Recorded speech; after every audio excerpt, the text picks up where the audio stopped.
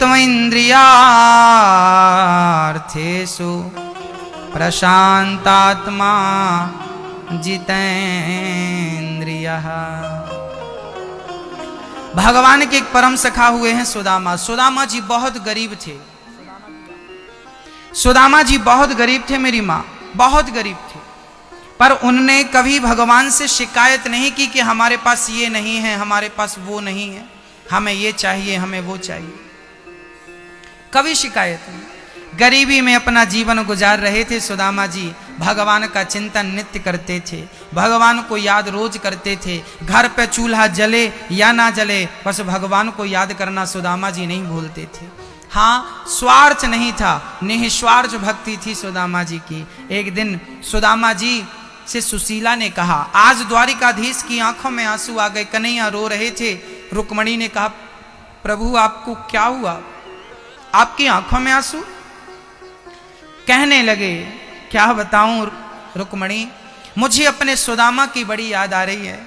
4 दिन से आज घर में चूल्हा नहीं जला, फिर भी उसने हमसे कोई शिकायत नहीं की कि आपने हमें नहीं दिया, हमें ये नहीं दिया। क्या बताएं। रुक्मणी जी हंसने लगी। रुक्मणी आप हंस क्यों रही हैं?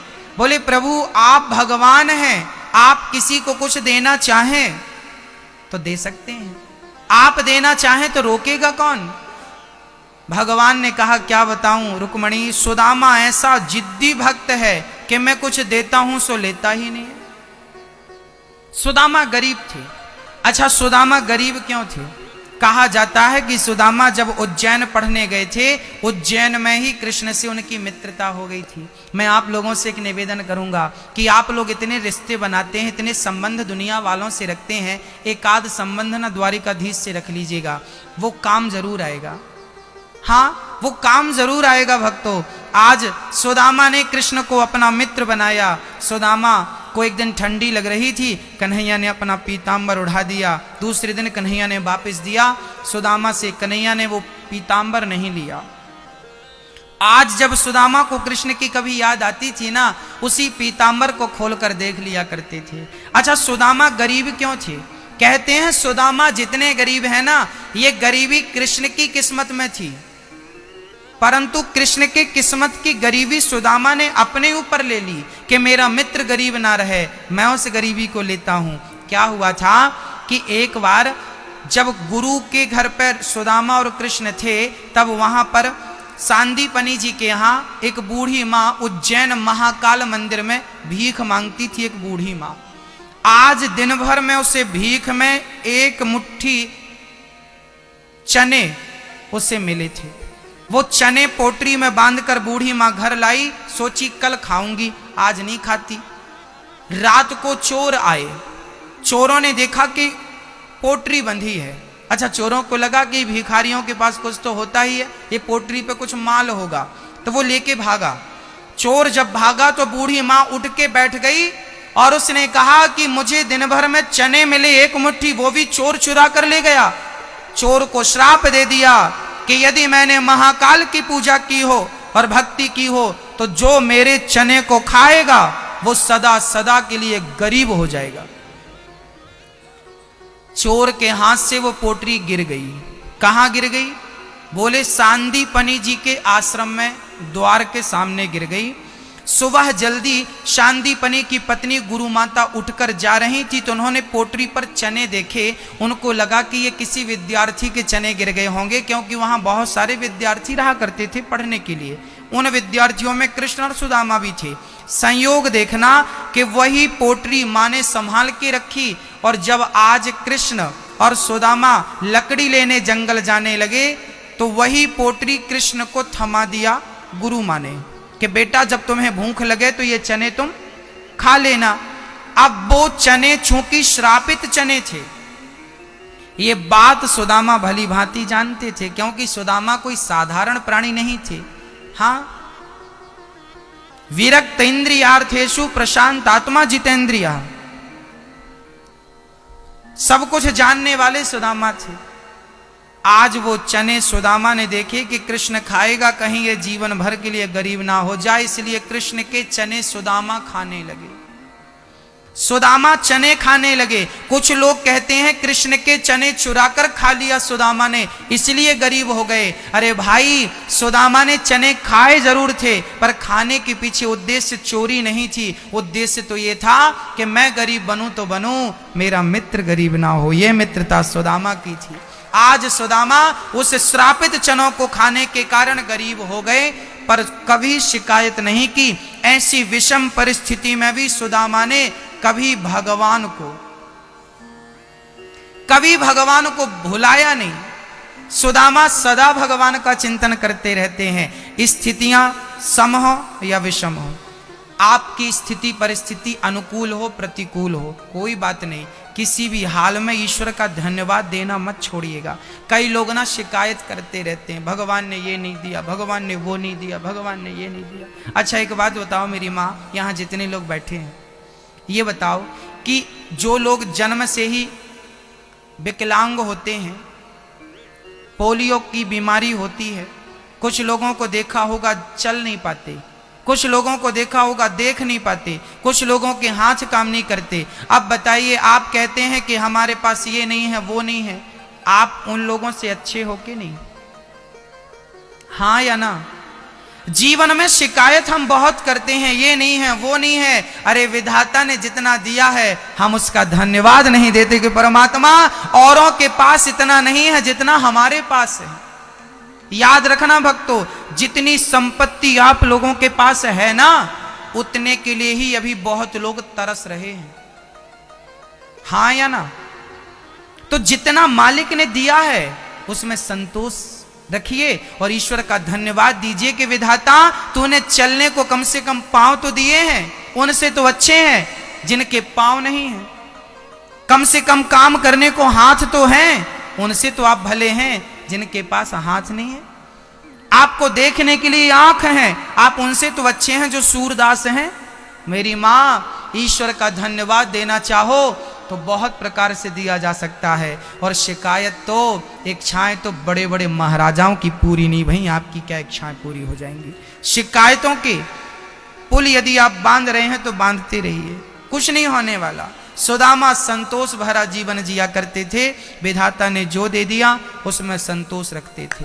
आज सुदामा जी की पत्नी सुशीला घर पे अकेली थी, द्वारिकाधीश ब्राह्मण का रूप बनाकर आए और द्वारिकाधीश ने कहा कि भाई भीख दे दो, भिक्षाम देही। सुशीला निकली, कहा प्रभु मेरे घर कुछ भोजन नहीं है, मैं आपको कैसे दूं? तब कहा भगवान ने कि देवी आप अपने पति को द्वारिका क्यों नहीं भेज रही हो? यदि द्वारिका भेजोगी ना तो आपके पति के परम सखा द्वारिकाधीश हैं। आज सुशीला को पहली बार पता चला कि मेरे पति के मित्र द्वारिकाधीश हैं। सुदामा ने डिंडोरा नहीं पीटा था कि मैं कृष्ण का मित्र हूं, बस वो तो प्रेम करते थे कृष्ण से। आज सुशीला ने पूछा क्यों जी, आप बताइए कि आप द्वारिकाधीश के परम सखा मित्र हो? सुदामा बोले हाँ। अरे तो जा क्यों नहीं रहे हो, कुछ मांगते क्यों नहीं? सुदामा बोले हमें कुछ नहीं लेना, हमारे पास सब तो है। सुशीला बोली कोई बात नहीं, आप मांगिए मत, कम से कम दर्शन तो करे आइए। सुदामा जी बोले ये बात ठीक है। आज दर्शन का भाव लेकर सुदामा जी चल पड़े। जब चलते चलते अब चलें कैसे, 4 मुट्ठी चावल लाकर सुशीला ने दिया, पोटरी बाजुओं में दाबी और सुदामा जी चल पड़े। चलते चलते चलते चलते एक पेड़ की छांव में बड़े थक गए थे ना, तो बैठ गए, नींद आ गई। और जब आंख खुली तो सुदामा ने अपने आप को द्वारिका में देखा। अरे ये कौन सी नगरी है भाई? लोगों ने बताया ये द्वारिका नगरी है। सुदामा को लगा हम कैसे पहुंच गए? चलना हमारा काम होता है भक्तों, मंजिल तक तो खुद द्वारिकाधीश पहुंचा देता है। बस चलना सीखिए, पहुंचाएगा वो खुद, आप उसकी चिंता बिल्कुल ना करिए। बस चलते रहिए चलते रहिए चलते रहिए। सुदामा चलते गए चलते गए। आज जैसे ही आगे बढ़े, लोगों ने पूछा भाई कहाँ से आए हो? बोले हम तो अपने नगर से आए हैं। कहाँ जा रहे हो? बोले कृष्ण से मिलने। बोले कृष्ण कौन है? बोले हमारे बचपन के मित्र हैं। जब सुदामा लोगों से कहते ना कि कृष्ण हमारे बचपन के मित्र हैं, लोग हंसी उड़ाते, वाह अच्छा नया नाटक है भीख मांगने का। मेरे बचपन का मित्र है, उसी से मिलने आया हूँ। जब सुदामा ने मेरे बचपन का मित्र मन में भाव रखा। जब द्वारपालों ने दर्शन नहीं कराया, सुदामा को लगा मुझे वापस जाना चाहिए। सुदामा वापस चले गए, परंतु उन्हें लगा इतनी दूर आए हैं तो क्यों ना मिलकर ही चलें। फिर वापस आ गए, फिर अनुनय विनय करने लगे द्वारपालों से, भैया एक बार मुझे कृष्ण से मिला दो। एक द्वारपाल को दया आई और द्वारपाल बोला ठीक है मैं जाता हूँ और कृष्ण को आपका संदेशा सुनाता हूँ। द्वारपाल चल पड़ा और द्वारपाल ने भगवान कृष्ण की ओर प्रस्थान करते हुए कृष्ण के पास जाकर भगवान श्री कृष्ण को प्रणाम करता हूँ। सरकार आपकी जय हो। सुदामा का संदेशा जब द्वारपालों ने सुनाया, भगवान बोले क्या हुआ द्वारपाल? तब द्वारपाल ने कहा शीश पगाना जगा तन में यही जान को आही बसे के ही ग्रामा। धोती फटी सी लटी दुपटी और पायो पासन की नहीं सामा। द्वार खड़ो ध्वज दुर्बल एक रहो चकिसो वसुधा अभिरामा। पूछत दीन दयाल को नाम बतावत आपनो नाम सुदामा। जैसे ही सुदामा नाम सुना द्वारिकाधीश दौड़ पड़े। सुदामा सुदामा मित्र सुदामा। दौड़ करके द्वारिकाधीश ने सुदामा को अपने हृदय से लगा लिया। बोलिए द्वारिकाधीश भगवान की। भगवान ने सुदामा को हृदय से लगाया। मित्र बड़ी दिनों में आए हो, बहुत दिनों में आए हो, इतनी देर क्यों लगा दी तुमने आने में? सुदामा रोने लगे, कहने लगे द्वारिकाधीश देर मैंने नहीं, देर तूने लगा दी। कब से तेरे द्वार पर खड़ा हूं, कोई इतनी लेट आता है क्या? बस कन्हैया तेरा दर्शन हो गया, आज्ञा दो अब मुझे जाने दो। सुदामा जाने लगे। सुदामा जब जाने लगे, सुदामा का हाथ कन्हैया ने पकड़ लिया। मित्र मैं आपको कुछ देना चाहता हूं, आप कुछ लिए बिना कैसे जा सकते हैं? सुदामा ने कहा कि आपने मुझे सब कुछ दे दिया, बचा क्या? सुदामा से जब पूछा गया कि मैंने तुझे क्या दिया, तब कह दिया सुदामा ने द्वारिकाधीश पूरी दुनिया के सामने आपने अपने हृदय से मुझे लगाकर, गले से लगाकर जो मेरा मान सम्मान बढ़ाया है, वही मेरी सबसे बड़ी दौलत है, वही मेरी सबसे बड़ी दौलत है। हाँ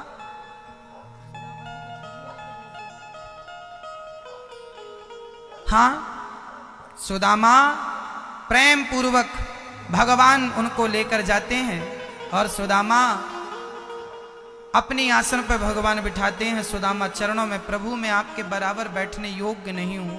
तब भगवान जबरदस्ती सुदामा को अपनी आसन पर बिठाते हैं, पर सुदामा कहाँ मानने वाले। अब सुदामा जी आसन को ग्रहण करते हैं और भगवान ने रुक्मणी से कहा रुक्मणी जल्दी से जाओ, जल्दी से जाओ और जल लेकर आओ, मैं अपने मित्र के चरण पखारना चाहता हूं। क्या हुआ?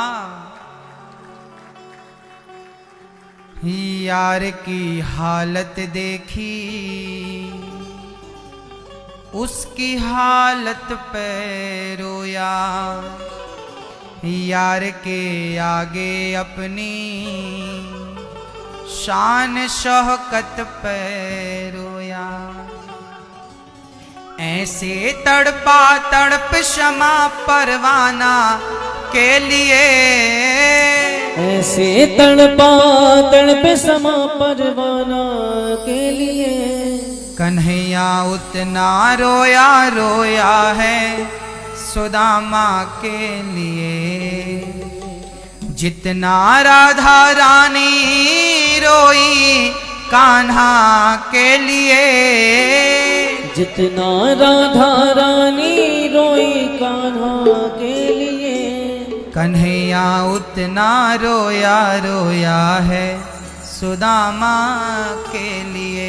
कन्हैया उतना रोया रोया सुदामा के लिए। पाँव के छाले देखे तो आँख भर भर के रोया, और अपने बचपन को याद कर कर के रोया। आंसू थे भर पाई बस हर जाना के लिए, आंसू थे भर पाई बस हर जाना के लिए। कन्हैया उतना रोया रोया है सुदामा के लिए।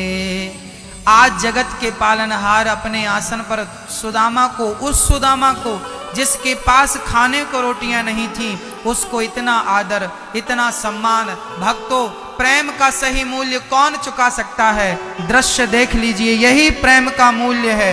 दुनिया वालों से प्रेम करोगे ना, वो प्रेम का कोई मूल्य नहीं देंगे। आप किसी के साथ लाख अच्छाई करो और एक गलती आपसे हो जाए तो दुनिया के लोग लाख अच्छाई भुलाकर एक गलती को याद रखते हैं। पर मेरा कन्हैया, तुम लाख बुराई करना, एक अच्छाई तुमसे हो जाए तो मेरा कन्हैया लाखों बुराइयों को भुलाकर एक अच्छाई को याद रखता है कि मेरे भक्त ने एक अच्छाई की है। सुदामा रो रहे हैं। देख सुदामा की दीन दशा, करुणा करके करुणा निधि रोए। पानी परात को हाथ छुओ नहीं, नैनन के जल से पग धोए। सुदामा श्याम सुंदर को देख रहे हैं, बार बार गले लग रहे हैं, बार बार बचपन को याद कर रहे हैं। तभी कन्हैया ने कहा, मित्र मेरी भाभी ने क्या भेजा है? पोटरी छिपाने लगे। लाला कछु ना भेजो। छीन ली भगवान ने पोटरी, और भगवान ने छीन कर वो चावल से भरी पोटरी जब खोल कर देखी तो 4 मुट्ठी चावल 4 घर से मांगकर सुशीला ने कृष्ण के लिए चने चावल रखे हैं। जब भगवान ने पोटरी खोली, पहली मुट्ठी चावल देखा, गदगद हो गए। वाह मेरे मित्र, मेरे लिए इतना बढ़िया कुछ लेकर आए हो। पहली मुट्ठी चावल भगवान ने भर ली, और चावल भरकर प्रेम से भगवान ने पहली मुट्ठी चावल ग्रहण कर लिया। वाह मित्र, कितने स्वादिष्ट हैं। दूसरी मुट्ठी चावल भरी, और दूसरी मुट्ठी चावल भगवान ने ग्रहण किया। अब तीसरी मुट्ठी जब भर के खाने लगे, रुक्मणी जी ने हाथ पकड़ लिया, सरकार सब कुछ खा लेंगे, हमारे लिए प्रसाद तो छोड़ो। भगवान ने पूरा समर्पित कर दिया, ये लो तुम बांट के खा लेना। ऐसी मित्रता, ऐसा प्रेम। बहुत दिन तक सुदामा रुके, बड़ा प्रेम हुआ। अब सुदामा आज्ञा मांग रहे हैं, सरकार उसके आने पे रोया, उसके जाने पे रोया।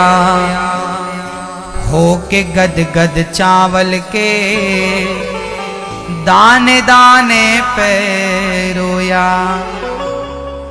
बनवारी वो रोए उठा याराना के लिए, बनवारी वो रो उठा याराना के लिए।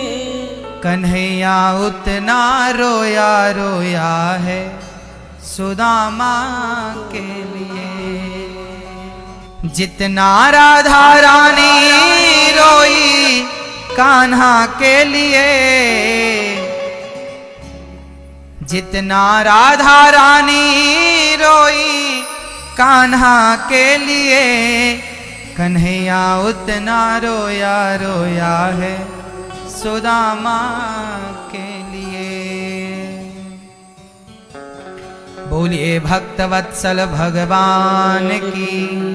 बहुत दिनों तक सुदामा जी रहे, भगवान ने बड़ा आदर सत्कार किया।